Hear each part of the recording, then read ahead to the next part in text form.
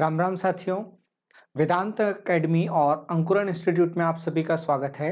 हम हाजिर हुए हैं आपके सामने निर्देशांक ज्यामिति का अगला सेशन लेकर। इस अगले सेशन में हम बात करने वाले हैं निर्देशांक ज्यामिति में जो हमने पिछला डिस्कस किया उसके आगे। इससे पहले हम डिस्कस कर चुके हैं लाइंस के सॉल्यूशन, रेखाओं के समीकरण।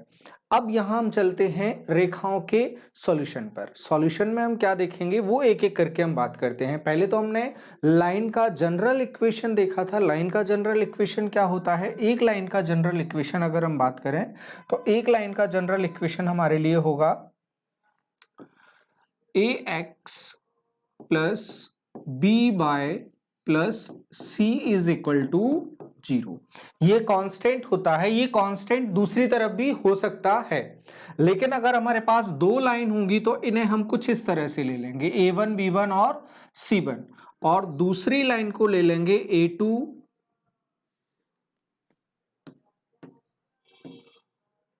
x plus b2 y plus c2 is equal to 0। इसके सॉल्यूशंस के बारे में बात हमने पिछले सेशन में की थी और अच्छी खासी बात की थी और क्वेश्चंस भी देखे थे उन पे। अब हमें देखना है यहां पर इनके सॉल्यूशंस क्या क्या बनेंगे। और सॉल्यूशन का मतलब क्या होता है? सॉल्यूशन का मतलब होता है सॉल्यूशन हल या इनके प्रतिच्छेद बिंदु, इंटरसेक्टिंग पॉइंट, प्रतिच्छेद बिंदु, इंटरसेक्टिंग पॉइंट। अब दो लाइन इंटरसेक्ट कैसे कर सकती हैं, आप समझें कैसे कर सकती हैं। पहली कंडीशन, या तो वो दोनों लाइन कुछ इस तरह से इंटरसेक्ट करें, लाइन 1 और लाइन 2। पहली कंडीशन इस तरह से इंटरसेक्ट करें। दूसरी कंडीशन कि वो इंटरसेक्ट ही ना करें, इस तरह से जाएं, लाइन 1 और लाइन 2। और तीसरी कंडीशन वो इंटरसेक्ट करें और इंटरसेक्ट करने के साथ में वो लाइन एक दूसरे के ऊपर रहें। ये तीन कंडीशन बन सकती हैं दो लाइन को लेकर, इस तरह की। कोऑर्डिनेट में ये कहीं पर भी इस तरह की तीनों कंडीशन दो लाइन को लेकर हो सकती है। चौथी आपके मन में आए तो आप जरूर शेयर करना, चौथी कौन सी कंडीशन हो सकती है। हमें अभी तक ये तीन कंडीशन पता है, तो हम इन तीन कंडीशंस पर बात करने वाले हैं। सबसे पहली कंडीशन क्या बोलती है? लाइन किसी पॉइंट पर टच करेगी। अगर लाइन किसी पॉइंट पर टच करेगी, इंटरसेक्ट करेगी, टच नहीं करेगी, इंटरसेक्ट करेगी, प्रतिच्छेद करेगी, अगर ये किसी पॉइंट पर इंटरसेक्ट करेगी तो वो एक डेफिनेट पॉइंट होगा जो हम पिछले सेशन में निकाल चुके हैं, जो दोनों लाइन पर एग्जिस्ट करता है, जिसके बारे में बात हम डिटेल में पिछले सेशन में कर चुके हैं। अब इस सेशन में हम देखते हैं कंडीशन क्या होगी, जब इक्वेशन देखकर ही हम बता पाएंगे ये लाइन इंटरसेक्ट एक दूसरे को जरूर करेंगे यदि उनका नॉन कांस्टेंट पार्ट का रेशियो सेम नहीं है। मतलब a1 upon a2 is not equal to b1 upon b2, तो ये कंडीशन होगी, इनका एक अद्वितीय हल होगा। इसी को बोला जाता है यूनिक सॉल्यूशन। यूनिक सॉल्यूशन मतलब क्या होगा? एक सॉल्यूशन। यूनिक सॉल्यूशन का मतलब होता है एक सॉल्यूशन, और वो एक सॉल्यूशन क्या होगा? ये इंटरसेक्टिंग पॉइंट, ये प्रतिच्छेद बिंदु। इसके लिए आपको पिछला सेशन पढ़ना पड़ेगा। अब यहां इसे हम बोलेंगे, इसी कंडीशन को क्या बोल दिया जाता है? यूनिक सॉल्यूशन, अद्वितीय हल। यूनिक सॉल्यूशन या अद्वितीय हल, अद्वितीय हल।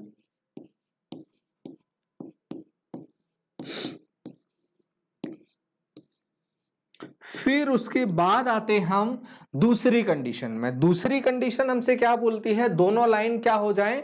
पैरेलल हो जाएं, लेकिन सेम ना रहें। अगर दो लाइन पैरेलल हैं, पिछले सेशन में भी हमने डिस्कस किया, अगर वो अक्ष के साथ में है या पैरेलल हैं तो वहां सी वाले पॉइंट का ज्यादा मैटर नहीं होगा, सी अलग अलग होगा। तो कंडीशन क्या बनेगी, यहां पर पैरेलल हैं लेकिन सेम नहीं है, एक दूसरे के ऊपर नहीं है, तो कंडीशन बन जाएगी अपनी A1 upon A2 is equal to B1 upon B2 is not equal to B1 upon B2 is not equal to C1 upon C2। बराबर को काट देते हैं तो उसे कहा जाता है नॉट इक्वल टू, असमान, बराबर नहीं है। इस कंडीशन को कहा जाएगा समांतर।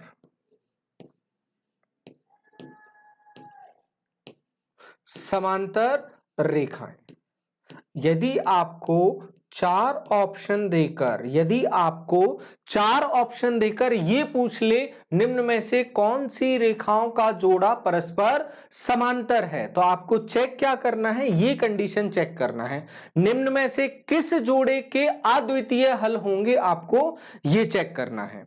और तीसरी और लास्ट कंडीशन बनती है, यदि रेखाएं संपाती हैं, या इस कंडीशन में नंबर ऑफ सॉल्यूशंस कितने निकलेंगे, टचिंग पॉइंट्स कितने निकलेंगे। अब देखो लाइन एक दूसरे के क्या है, ऊपर है, तो कितने पॉइंट्स टच करेंगे, जितनी खींचते जाओगे। वैसे भी 2 पॉइंट, 1 और 2 अगर हमने ले लिए, इनके बीच में अगर नंबर ऑफ पॉइंट्स देखे जाएंगे तो अनंत होंगे, 1 और 2 के बीच में भी अनंत होंगे। कैसे, 1.01, 1.02, 1.001, 1.002, 1.0001, ऐसे तमाम पॉइंट्स बोले जा सकते हैं मैथ्स में। अब अनंत हल होंगे, इस तरह की कंडीशन अगर आपके पास आ जाती है और क्वेश्चन कहीं पर भी कुछ भी दिखता है और आपसे पूछ लेता है निम्न में से कितने समीकरणों के कितने हल होंगे, 2 समीकरण आपको दे दे, तो आपको उनमें क्या चेक करना पड़ेगा, इस तरह से कंपैरिजन करके। ध्यान रखना यहां पर प्लस है, ये प्लस में है, यदि वहां माइनस में आता है तो वो किसके साथ होगा, B1 C1 और A1 के साथ माइनस होगा, A2 B2 और C2 के साथ माइनस होगा। अब देखें यहां कंडीशन क्या बनेगी, A1 upon A2 is equal to B1 upon B2 is equal to C1 upon C2। इसको कहा जाएगा इनफाइनाइट सॉल्यूशन, इनफाइनाइट सॉल्यूशन, अनंत हल, इनफाइनाइट सॉल्यूशन या अनंत हल। और हल का मतलब क्या होगा कि किस पॉइंट पर टच कर रही है, यहां एक पॉइंट पर टच कर रही थी इसलिए इसे कहा जाता है यूनिक सॉल्यूशन, यहां बहुत सारे अनंत पॉइंट पर टच कर रही है, संपाती है, तो इसे कहा जाएगा अनंत हल। और ये दोनों एक दूसरे के पैरेलल हैं, तो इस कंडीशन में समांतर रेखाएं या कोई हल नहीं, नो सॉल्यूशन, कोई हल नहीं, no intersecting point, no solution. आप ध्यान रखेंगे ये तीनों कंडीशन, इस कंडीशन में लाइंस का कोई भी सॉल्यूशन नहीं होगा। वो आपसे पूछ सकता है निम्न में से किस जोड़े का कोई भी सॉल्यूशन नहीं है, और उस सॉल्यूशन का मतलब होगा इंटरसेक्टिंग पॉइंट। तो यहां पर हम ध्यान रखेंगे इसका मतलब होगा वो लाइन दोनों पैरेलल है। उम्मीद है ये तीनों कंडीशन आप लोग बहुत अच्छे से समझ चुके हैं, चाहे वो हल बोले या वो बोले प्रतिच्छेदी बिंदु, दोनों एक ही बात लेकर चलेंगे। और ये बहुत ही इंटरेस्टिंग बात है और आपको आगे ये बहुत काम आने वाली है। अब हम देखें इन पर क्वेश्चंस हम इन पर देखने जाएंगे। तो पहला आप लोगों के लिए एग्जांपल लिखा है, P के किस मान के लिए रेखाओं P-1 x plus 3y plus 9 is equal to 0 और 2x plus 5y plus 3 is equal to 0 का कोई हल नहीं होगा। कोई हल नहीं होने का मतलब क्या है, यहां पर कोई हल नहीं होने का मतलब होगा यहां पर कि वो एक दूसरे को कहीं पर भी ना काटे, एक दूसरे को कहीं पर भी ना काटे। इसका मतलब क्या है, वो दोनों कैसे हैं, एक दूसरे के समानांतर, एक दूसरे के पैरेलल है, एक दूसरे के पैरेलल हैं। तो हमने पैरेलल की कंडीशन क्या ली है, A1 upon A2 is equal to B1 upon B2 is not equal to C1 upon C2। लेकिन अगर हमें वहां पर C1 और C2 का इशू होता तो हम उस पर चले जाते, लेकिन हमें किसकी कंडीशन फुलफिल करनी है, ये बहुत जरूरी है, ये फुलफिल करनी है। ये तो हमें दिख ही रहा है हमारे उस इक्वेशन में, लेकिन ये हमें देखना है कांस्टेंट की वैल्यू सेम भी हो सकती है इक्वेशन में, हमें इनसे ज्यादा फर्क पड़ेगा। ये सबसे ज्यादा, यदि सेम लाइन हो जाती है तो कांस्टेंट भी सेम हो जाता है। ये डिसाइडिंग फैक्टर होते हैं, कोफिशिएंट्स जो होते हैं, जो गुणक होते हैं। एक्स और वाई के जो गुणक होते हैं वो निर्धारित करते हैं रेखाएं समांतर हैं या एक दूसरे को काट रही हैं। तो हमें इस पर ज्यादा फोकस करना है। A1 upon A2 is equal to B1 upon B2। इस कंडीशन में कोई भी हल नहीं होगा।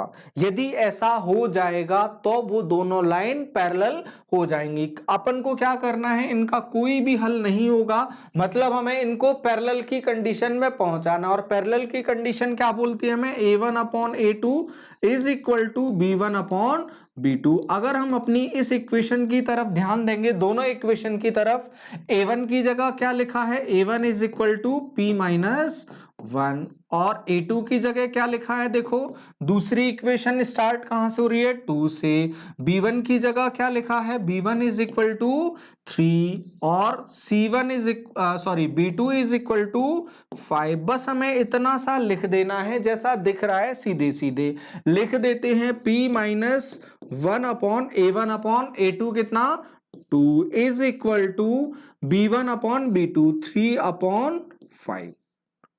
इसका यहां इंटू होगा, कर देते हैं इंटू, ये हो जाएगा, ये -1 एज इट इज लिख देते हैं, P माइनस 1, ये हो जाएगा 6 अपॉन 5। 6 अपॉन 5 का मतलब होगा 1.2, 6 अपॉन 5 का मतलब 1.2, और -1 यहां आके जुड़ेगा तो P इज इक्वल टू क्या हो जाएगा, 1.2 प्लस 1, और ये हो जाएगा P इज इक्वल टू 2.2। यदि हो गया P इज इक्वल टू 2.2 यदि हो गया तो ये इन दोनों लाइन का कोई भी सॉल्यूशन नहीं होगा, ये दोनों लाइन पैरेलल हो जाएंगी। ये फ्रैक्शन में भी दिया जा सकता है।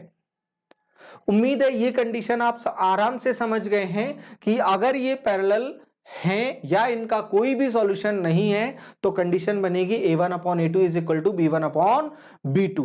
और आपको अगर ये कंफ्यूजन है कि A1 upon A2 is equal to is not equal to C1 upon C2 क्यों नहीं लिया, इसलिए नहीं लिया क्योंकि ज्यादा जो फर्क पड़ता है या टोटल जो फर्क पड़ता है वो पड़ता है X और Y के कोफिशिएंट से, X और Y के नियतांक से। यदि उन दोनों का रेशियो सेम है तो दोनों लाइन पैरेलल होंगी।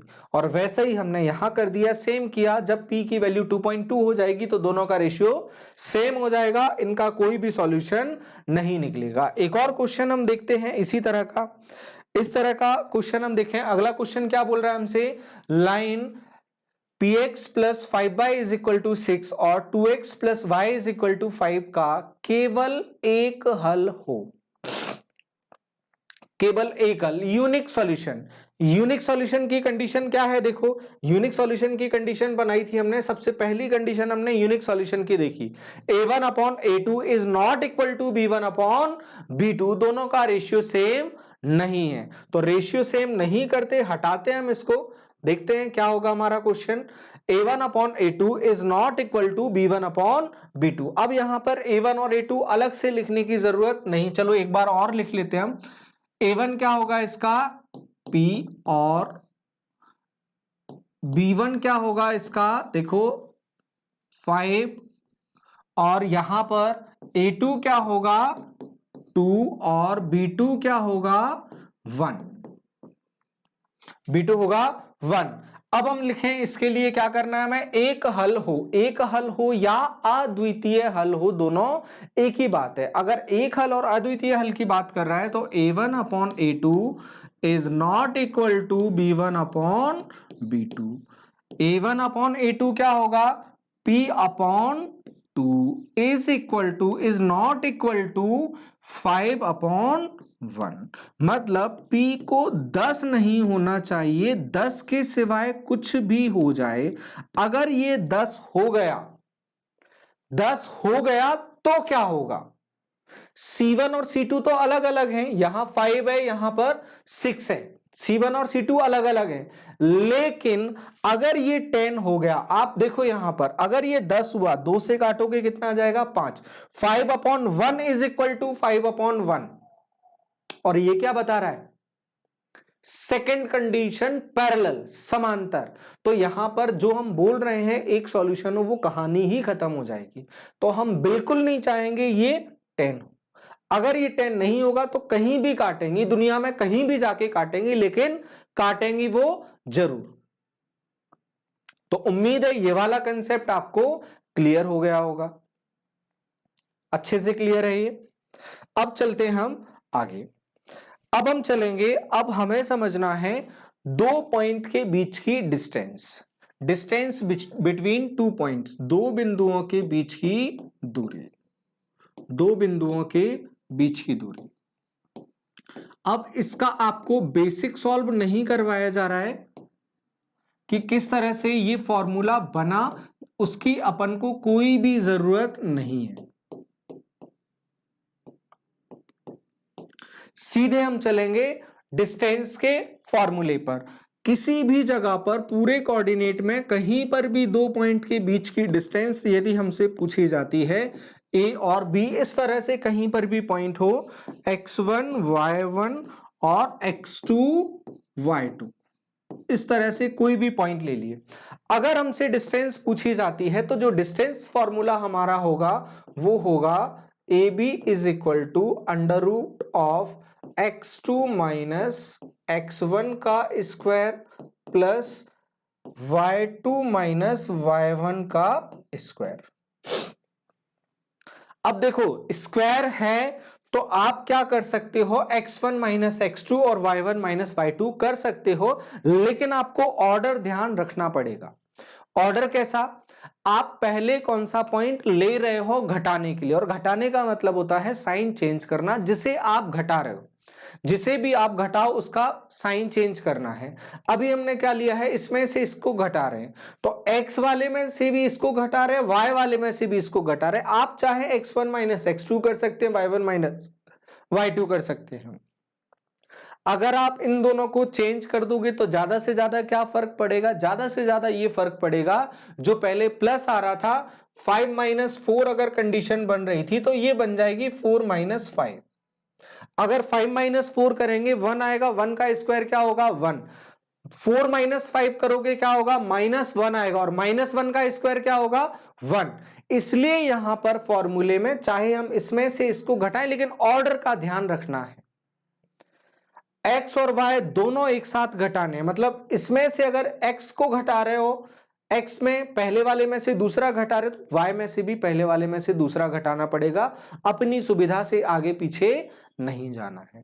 मतलब x1 माइनस x2 और y1 माइनस y2 लिखा जा सकता है। आपकी तसल्ली के लिए ये समझा दिया, जनरली यही किया जाता है। ये 2 पॉइंट के बीच में डिस्टेंस है, और सीधे सीधे हमें क्या करना होगा, जैसे यहां पर दे दिया 2 और 3, और यहां पर दे दिया 0 और 4, ये दे दिया। अब लग रहा है इसमें से इसको घटाकर लिख देते हैं, चलेगा। आपको सिर्फ डिस्टेंस कैसे लिखना है, फॉर्मूला कैसे अप्लाई करना है, वो आप देख लो, और वो तेजी से अप्लाई करना है, उसमें ज्यादा सोचना विचारना नहीं है। कैसे अप्लाई करोगे तेजी से? सीधे आप क्या करो, 2 माइनस 0, 2 माइनस 0 कितना होगा? 2। अभी लिख दिया जाए आपके लिए, इसके बाद हम कोशिश करेंगे हमें लिखना ना पड़े। 3 माइनस 4, 3 माइनस 4 का स्क्वायर, ये क्या हो जाएगा? 2 का स्क्वायर 4, और यहां 1, -1, -1 का स्क्वायर 1, 4 प्लस 1 5, अंडर रूट 5 हमारा आंसर हो जाएगा। यह आंसर बनेगा हमारा। और आपको जरूरत क्या है, थोड़ा सा तेजी से करने की। आप सीधे डिस्टेंस क्या लिखोगे? 2 माइनस 0, 2 का स्क्वायर 4, आप सीधे क्या लिखने जाओगे अंदर? 4। फिर उसके बाद 3 माइनस 4 1, आप तो घटा दो, 3 माइनस 4 1, 1 का स्क्वायर 1, स्क्वायर लगाए तो वो प्लस आना है, ज्यादा टेंशन की जरूरत यहां पर नहीं होगी। अब कुछ क्वेश्चंस हम देख लें इसके, ये 4-5 एग्जांपल लिए, 4 एग्जांपल लिए हमने, इसके सॉल्यूशंस हम समझें एक एक करके। सबसे पहला क्वेश्चन, आप लोग क्या करोगे, इसे पॉज करोगे, देन पॉज करने के बाद आप आंसर टैली करोगे, पॉज करने के बाद आंसर टैली करोगे, सॉल्व करोगे सभी लोग, फिर चेक करना आंसर्स, जल्दी से आपको सॉल्यूशन करवा दिए जाएं। हम उम्मीद करेंगे आप लोगों ने ये कर लिए हैं तो आपको सॉल्यूशन करवाए जाते हैं।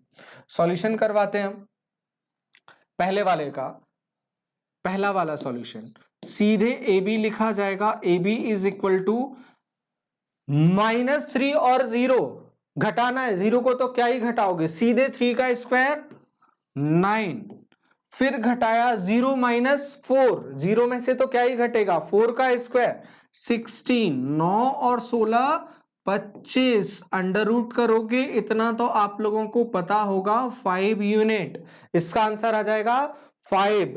टैली करना अभी भी नहीं किए हो, पॉज करके क्वेश्चंस करना, ये जो लिखे ए बी की डिस्टेंस निकालनी है, फिर उसके बाद आंसर मैच करना। सेकंड, ए बी एक ही तरह के चिन्ह होते हैं, हमेशा जुड़ते हैं, ध्यान रखना, एक ही तरह के साइन हमेशा जुड़ेंगे, और घटाने का मतलब होता है चिन्ह का बदलना। अब हम चले इसमें 6 माइनस 3, 6 में से 3 घटाओगे 3 बचेगा, 3 का स्क्वायर 9, फिर 4 माइनस 0, 4 में से 0 घटाओगे 4 बचेगा, 4 का वर्ग 16, फिर से वापस उतना ही आ गया पिछले क्वेश्चन के बराबर, अंडर रूट 25, और अंडर रूट 25 का मतलब कितना, बाहर 5, सेकेंड आंसर मिल गया। अब चले हम थर्ड के पास, थर्ड क्या बोल रहा है हमसे, थर्ड बोल रहा है -5 और -1। अभी देखो आपको समझा है अभी, माइनस का मतलब क्या होता है, माइनस का मतलब होता है साइन का चेंज होना, तो -5 में से -1 करोगे, इसे घटाओगे तो इसका साइन चेंज हो जाएगा, ये क्या हो जाएगा +1, इसे लिख दिया जाए यहां पर, A B is equal to -5 और इसका साइन चेंज हो जाएगा +1। याद रखना घटाने का मतलब होता है चिन्ह का बदलना, वहां माइनस था तो ये क्या हो जाएगा प्लस। आप इसको किसी भी तरह से समझते हो, लेकिन हमें मैथ्स को सिंपल बोलने में मजा आता है, अच्छा लगता है। फिर 3 माइनस 5, 3 में से फिर क्या घटाना है, -5 घटाना है, तो -5 तो हम नहीं घटाएंगे, हम क्या बोलेंगे 3 + 5, तो 3 + 5 का स्क्वायर, ये क्या बनेगा हमारे लिए, 5 में से 1 घटाओगे 4, स्क्वायर करोगे कितना हो जाएगा 16, और यहां फिर करोगे 8, 5 और 3 8, 8 का वर्ग 64, हाँ ठीक है, ये कितना बन जाएगा 64 और ये 70 बन जाएगा। इसे अगर ब्रेक करने जाओगे तो 70 कितना होता है, 14 5 70 होता है, इसको इससे बाहर कुछ भी नहीं निकलेगा, इसके फैक्टर क्या बनेंगे 2 5 7, बाहर कुछ भी नहीं निकलेगा। हाँ अगर ये +1 होता, ये +1 होता तो ये 36 बन जाता, 10 हमारा आंसर आ जाता, लेकिन यहां पर जैसा है वैसा है, मे बी लिखने में हमने गलती कर दी होगी, 10 लिया होगा तो -1 की जगह वो +1 होता। आप समझ गए कहानी क्या है। अब चलते हैं इसके लास्ट क्वेश्चन जो आपको डिस्टेंस का दिया है उसके सॉल्यूशन पर। ए बी हम निकालें, A B is equal to, आपको अंडर रूट में भी क्वेश्चन आ सकते हैं, 7 माइनस -5। अब -5 को क्या करना है, घटाना है, तो ये -5 क्या हो जाएगा +5 हो जाएगा, तो 7 + 5 का स्क्वायर प्लस दूसरे ब्रैकेट में 9 - 4 का स्क्वायर, 9 - 4 का स्क्वायर, ये देखो 7 और 5 12 मतलब 144, और 144 के बाद यहां कितना, 9 में से 4 घटाओगे बचेगा 5, 5 का स्क्वायर 25, ये कितना हो जाएगा, आप जोड़कर देखना इसको, ये हो जाएगा 169, और ये होता है 13। तो दोनों के बीच की डिस्टेंस क्या आ गई 13 यूनिट आ गई। दूरी हमेशा पॉजिटिव ली जाती है, जनरली पॉजिटिव ली जाती है। अगर न्यूमेरिकल वैल्यू की बात करेंगे तो न्यूमेरिकल वैल्यू प्लस और माइनस में आती है अंडर रूट से बाहर। यहां पर हम लिखेंगे इसे 13 यूनिट, 13 इकाई। उम्मीद है सभी के आंसर ठीक आए होंगे, इजी सेशन था ये। अब चलेंगे आगे हम और कुछ क्वेश्चंस के सॉल्यूशन पर। और देखो एग्जांपल, आप यहां एग्जांपल आपके लिए क्या लिखा है, पॉइंट ए x,2 और b 3,6 के बीच की दूरी यदि 5 है तो x का मान क्या होगा। अब इसके बीच की डिस्टेंस 5 दे रहा है कहीं से भी।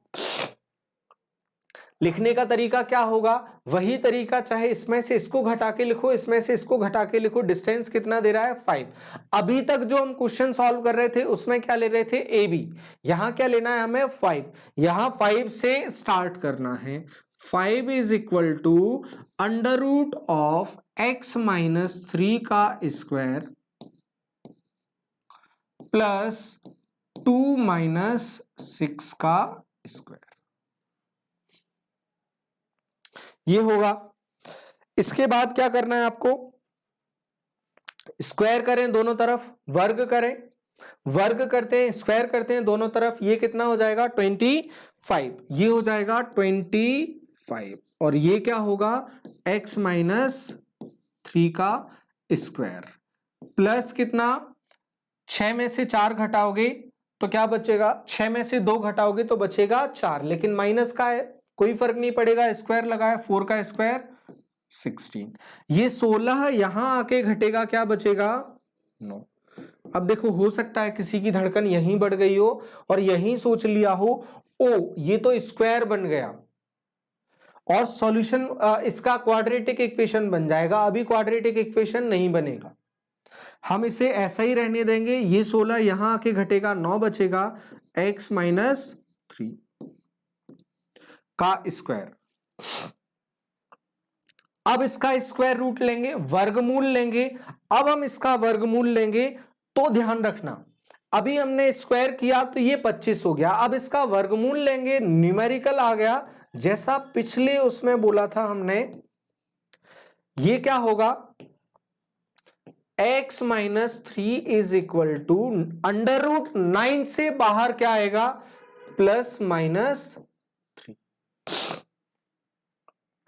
प्लस माइनस 3 होगा, ध्यान रखना अंडर रूट से बाहर। और अभी बोला था वहां हम क्या ले रहे हैं, a और b के बीच की डिस्टेंस, इसलिए उसे पॉजिटिव यूनिट में लिखा जाता है। अब इसके दो सॉल्यूशन बनेंगे, एक बार इसे +3 लिखेंगे और ये -3 इस तरफ जाएगा तो ये भी क्या हो जाएगा, +3, मतलब ये क्या आने वाला है 6। दूसरी बार इसे हम माइनस लिखेंगे और दूसरा वाला +3 जाएगा, ये तो माइनस वाला प्लस में ही जाएगा, तो ये क्या हो जाएगा 0 और ये बना 6। तो यहां हमारे पास x की ऐसी दो वैल्यू मिली जहां पर इन दोनों पॉइंट के बीच की डिस्टेंस 5 यूनिट हो सकती है। उम्मीद है आप लोगों को ये क्लियर होगा।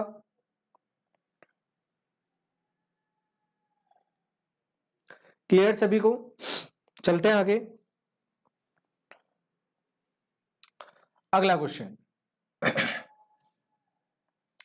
अगला क्वेश्चन हमसे बोल रहा है दो बिंदु A 3-2 और B 5-6 3-2 और B 5-6 x अक्ष पर स्थित किसी बिंदु P से समदूरस्थ हैं।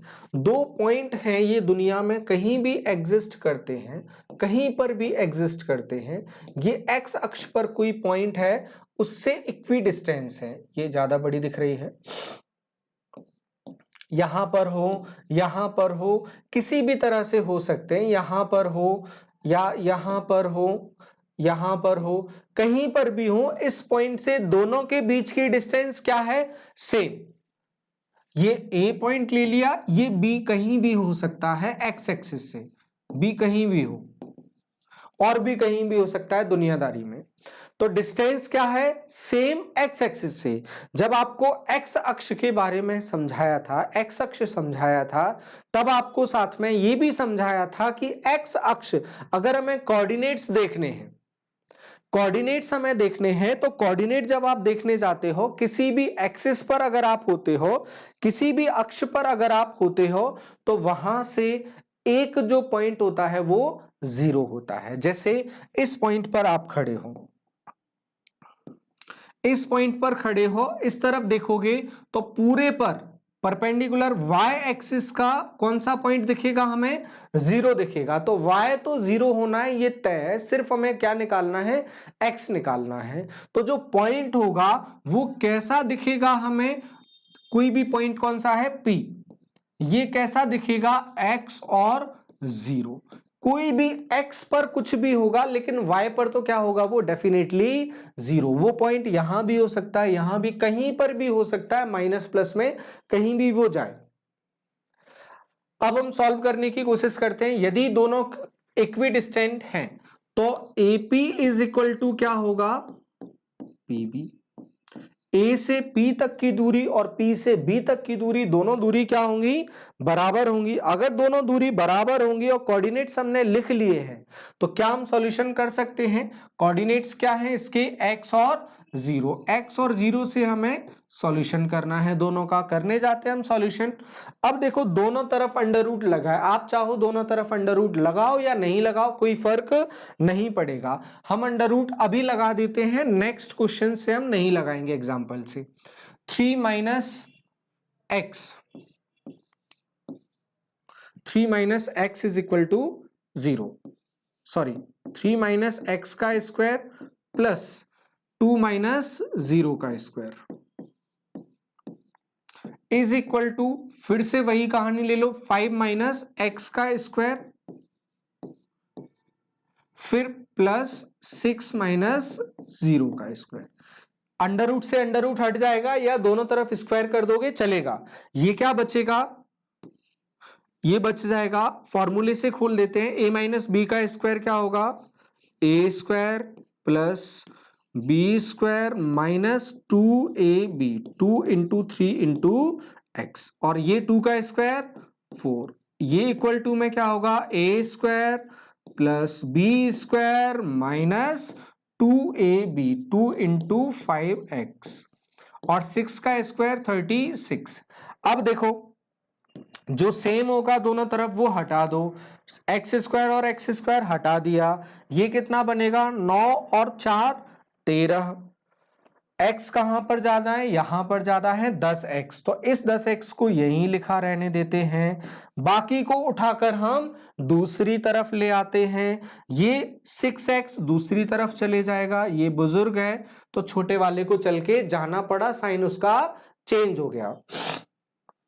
अब क्या बचा, 9 और 4 13, फिर उसके बाद ये क्या आएगा, माइनस के 36, और ये 36 और 25, 36 और 25, 36 और 25 कितना होगा, 61, लेकिन ये किसका होगा, माइनस का होगा।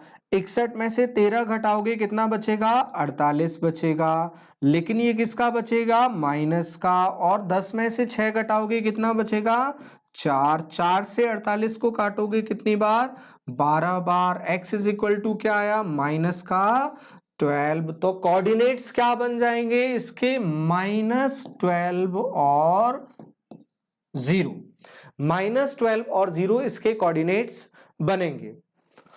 फिर से समझाया जाए, हमसे बोला x अक्ष पर किसी पॉइंट से इक्विडिस्टेंट है, समदूरस्थ है, समदूरस्थ है मतलब दोनों की डिस्टेंस कैसी है, उस P पॉइंट से बराबर है। AP इज इक्वल टू क्या होगा, PB होगा, AP is equal to PB होगा, और P पॉइंट कहां पर है, x अक्ष पर है। x अक्ष पर क्या होगा, y 0 होगा। बहुत प्यार से आपको ये समझाया जा चुका है, अच्छे से समझाया जा चुका है।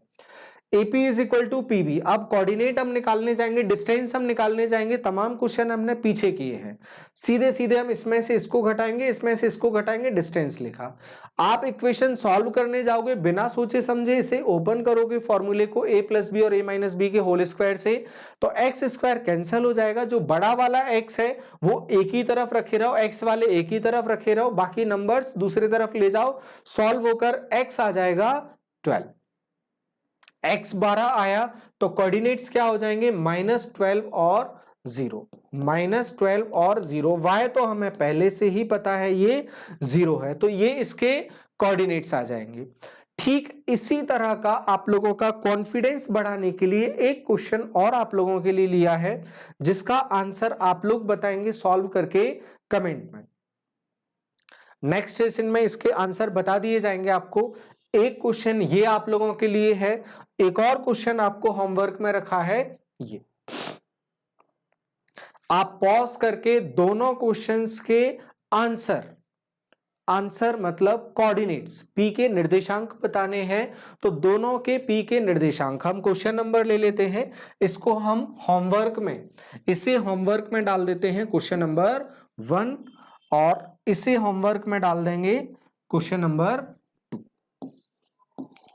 इस क्वेश्चन नंबर 1 और 2 के सॉल्यूशन करके आप कमेंट में डालेंगे और आपको नेक्स्ट सेशन में इसके आंसर्स बता दिए जाएंगे। अगर किसी को लगता है, डाउट है, तो आप पूछ सकते हैं।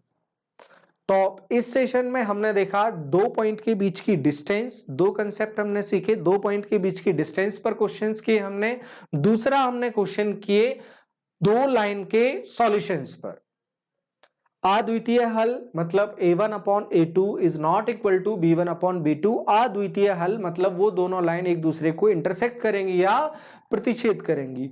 दूसरा उसमें हमने देखा था दोनों लाइन एक दूसरे के पैरेलल है। दोनों लाइन एक दूसरे के पैरेलल है, इसका मतलब क्या होगा, a1/a2 is equal to b1/b2 is not equal to c1/c2। c1/c2 भी बराबर हो जाएंगे तो लाइन क्या हो जाएगी, सेम।